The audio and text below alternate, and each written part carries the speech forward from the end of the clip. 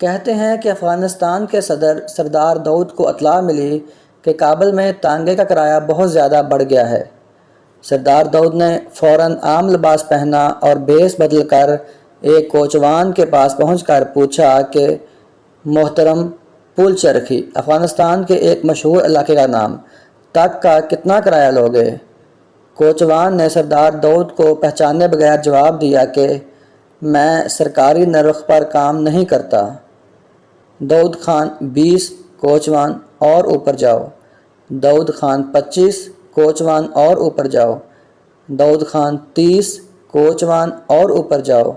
داؤد خان 35، کوچوان مارو تالی۔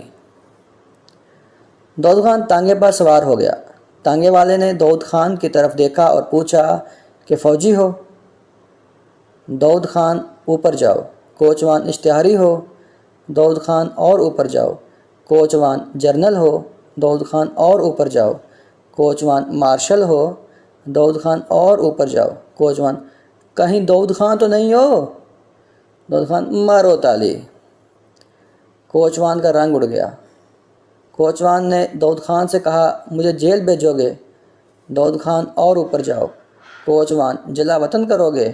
داؤد خان اور اوپر جاؤ۔ کوچوان پھانسی پر چڑھاؤ گے؟ داؤد خان مارو تالی۔ اگر 2-4 تالیاں ہمارے ملک میں بھی بج جائیں تو نظام میں بہتری آ سکتی ہے۔ مارو تالی۔